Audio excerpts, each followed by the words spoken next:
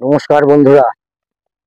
বিগত দিনে ভারতীয় অর্থনীতির ওপরে অনেক ভিডিও দিয়েছি, বিশেষত লং ভিডিওগুলো, শর্ট ভিডিওগুলো নয়। লং ভিডিওগুলোতে দেখানো হয়েছে যে ভারতীয় অর্থনীতিতে কি কি ধরনের জিনিস বা কি কি ধরনের পদক্ষেপ বা কার্যকলাপ ভারতীয় অর্থনীতিকে মজবুত করে, আর কোন কোন জিনিসগুলো সাধারণত ক্ষতি পৌঁছায় ভারতীয় অর্থনীতিতে। ভারতীয় অর্থনীতি বলে না, অর্থনীতিতে ক্ষতি কিভাবে পৌঁছয়। ন্যাচারাল ক্যালামিটিও তেমন একটা ব্যাপার আছে। তাছাড়া যে সমস্ত জিনিসে ওয়েস্টেজ হয়, পাওয়ার থেকে শুরু করে আপনার যে সমস্ত জায়গাগুলোতে টেকনোলজি নেই, তার জন্য আমরা কীরকম সাফারার হই এবং কত ওয়েস্টেজ হয়, সেটা সম্বন্ধেও ধারণা দেওয়া হয়েছে। এবার কৃষি সম্বন্ধেও কিছু ধারণা দেওয়া হয়েছিল, কৃষিতে কী কীভাবে চললে কি কি হতে পারে, বা কৃষির প্রভাব ভারতীয় অর্থনীতিতে কীভাবে পড়ে।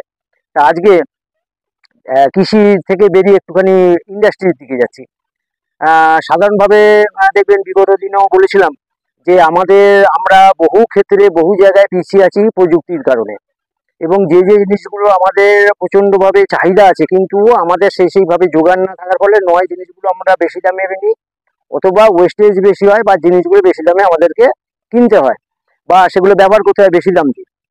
তা এইরকম বহু ক্ষেত্রে দেখিয়েছিলাম। তা আজকে আর একটা জিনিস দেখাচ্ছি। দেখুন যে এখন বিশ্বায়নের যুগ এবং বিশ্ব উষ্ণায়ন একটা বড় ব্যাপার।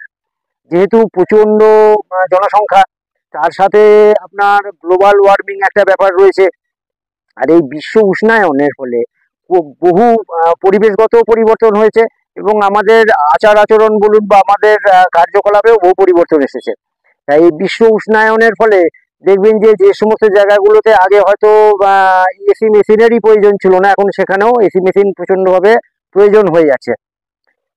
তেমনি দেখবেন যে যারা আপনার বাড়িতে দোতলা বা তিনতলা বাড়ি, সেই সমস্ত জায়গাগুলোতেও দেখবেন যে বহু মানুষ ছাদের ওপরে টিন দিয়ে ঘিরছে, স্কোয়ার বার, হলো বার এসব দিয়ে, বা পাইপ দিয়ে, টিন দিয়ে শেড তৈরি করছে, যাতে ছাদে রোদটা না পড়ে, ছাদটা যাতে ঠান্ডা থাকে। এইরকম আপনি দেখবেন অ্যাডভেস্টারেরও বহু বাড়ি আছে, তারাও কষ্ট পায়। যেহেতু দিনের বেলা রোদের তাপে অ্যাডভেস্টার গরম হয়ে যায়, প্রচণ্ড কষ্ট। রাতের বেলাটা তারা ঠান্ডা পায়, অসুবিধা হয় না, কিন্তু দিনের বেলা থাকার মতন হয় না। যাদের অ্যাডভেস্টারের বাড়ি আছে তারা জানে। টিনের ক্ষেত্রেও তাই, যাদের যাদের টিনের ঘর আছে তাদেরও খুব কষ্ট। তা আবার দেখুন, এই টিনকে কাজে লাগানো হচ্ছে ছাদকে ঠান্ডা রাখার জন্য, যাতে ঢালাই ছাদ, যাতে ছাদে রোদ না পড়ে, রোদটা যাতে না পড়ে, এবং ছাদ যাতে গরম না হয়। ছাদটা আটকাচ্ছে কিন্তু দেয়ালগুলো তো আটকাতে পারছে না, তার ফলে সে ঘরের গরম হয়তো কিছুটা কমছে, কিন্তু গরমটা থেকেই যাচ্ছে।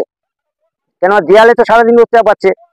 যে যে সমস্ত জায়গায় সিমেন্ট বা ইট ব্যবহার হয়েছে, বা ঢালাই ছাদ বা দেয়ালগুলোতে হয়তো হিট ট্রিটমেন্ট হলো, বা কেমিক্যাল বেরোলো, বা রং করা হলো, যাতে ভেতরে আপনার গরমটা না আসে।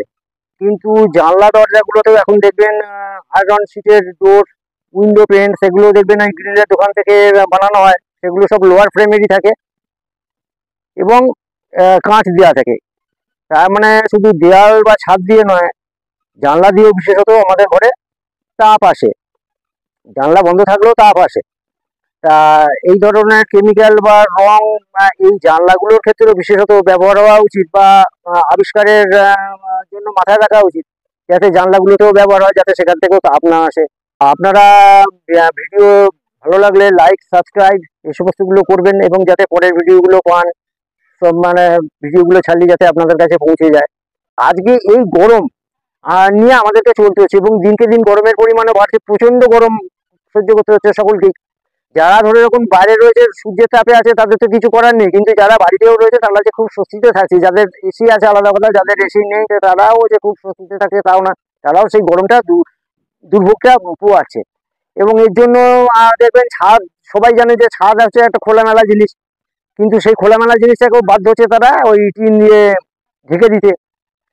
তা আজকে দেখুন, আমাদের হাতে এরকম কোনো প্রযুক্তি নেই, বা এরকম কোনো কেমিক্যাল নেই, বা এরকম ধরনের কোনো পেন্ট নেই, যেটা ধরে রাখুন আউটসাইডে পুরো করে দিলে, মানে ছাদ থেকে শুরু করে দেয়াল পর্যন্ত যদি আমরা করে দিই, তাহলে দেখা যাবে যে হিট ভেতরে ঢুকছে না।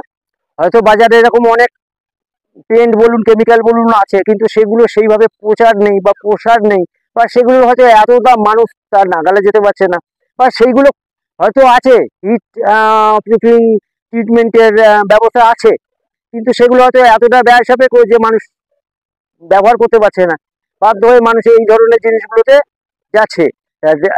সামনের দিনে এখন যা অবস্থা আছে, যেভাবে মানে গরম বাড়ছে বা উষ্ণায়ন যেভাবে চারিদিকে বাড়ছে, তা আমরা যদি এর উপরে ইন্ডাস্ট্রি তৈরি করি বা এর উপরে যদি ব্যবসা গড়ে ওঠে বা এর উপরে যদি তখন প্রযুক্তি যদি না থাকে, সেই প্রযুক্তিকে মানে বিশেষত আর্টিফিশিয়াল ইন্টেলিজেন্সকে কাজে লাগিয়ে যদি আমরা সেরকম হিট প্রুফিং কোনো কেমিক্যাল বা ট্রিটমেন্ট বার করতে পারি বা পেন্ট বার করতে পারি, যেগুলো সাধারণত রঙেরই মতন আউটসাইডে দিয়ে দিলে দেখা যাবে যে ঘরের ভেতরটা বাইরের তাপটা আর আসবে না, বা ঢালাই ছাদের ওপরেও যদি ওটা পুরো দিয়ে দেওয়া যায় তাহলে দেখা যাবে যে ছাদের গরমটাও ঘরে আসবে না। এরকম যদি কোনো কেমিক্যাল বা রং বা কোনো ট্রিটমেন্ট আর্টিফিশিয়াল ইন্টেলিজেন্স কাজে লাগিয়ে, সেই প্রযুক্তিকে উন্নত প্রযুক্তিকে কাজে লাগিয়ে যদি বার করা হয়, তাহলে আমাদের সবার উপকারী হবে এবং সবাই স্বস্তিতে থাকবে। এবং এই ধরনের জিনিস বেরোলে প্রচুর ডিমান্ডও হবে, কেননা এই ধরনের জিনিসগুলো বেরোলে যে কারো চাকরি চলে যাবে, এখানে এআই ইউজ হচ্ছে, এআই ইউজের ফলে এখানে যে আপনার কারো চাকরি চলে যাবে বা কর্মসংস্থান সংকোচন ঘটবে এরকম ব্যাপার নয়, বরঞ্চ মানুষের উপকার হবে আর্টিফিশিয়াল ইন্টেলিজেন্সকে কাজে লাগিয়ে। নতুন ইন্ডাস্ট্রিও গড়ে উঠতে পারে যদি আলাদা ধরনের এরকম কোনো কেমিক্যাল বা কেমিক্যাল প্রোডাক্ট তৈরি হয়, তাতে বহু মানুষের কাজও পাবে, এতে বরঞ্চ আমাদের সকলের পক্ষে ভালো হবে। আজকে এরকম একটা ছোট জিনিস নিয়ে বললাম এআই কে কাজে লাগিয়ে। তা যদি এই ধরনের জিনিসকে বা এই ধরনের চিন্তা ভাবনাকে কাজে লাগিয়ে যদি দেখা যায় যে আমাদের উন্নতি হয়, সেটা আমাদের সকলের পক্ষে ভালো হবে। একটু যারা গবেষক আছেন, যারা বিজ্ঞানী আছেন, যারা এই রকম কেমিক্যাল লাইন বা আপনার ওষুধ রং কোম্পানিতে যারা আছেন, তারা যদি এই ধরনের চিন্তা ভাবনাগুলো করে নতুন ধরনের জিনিস বাজারে আনতে পারেন, তাতে তাদের কোম্পানিরও প্রসার ঘটবে, সবারই ভালো হবে। নমস্কার।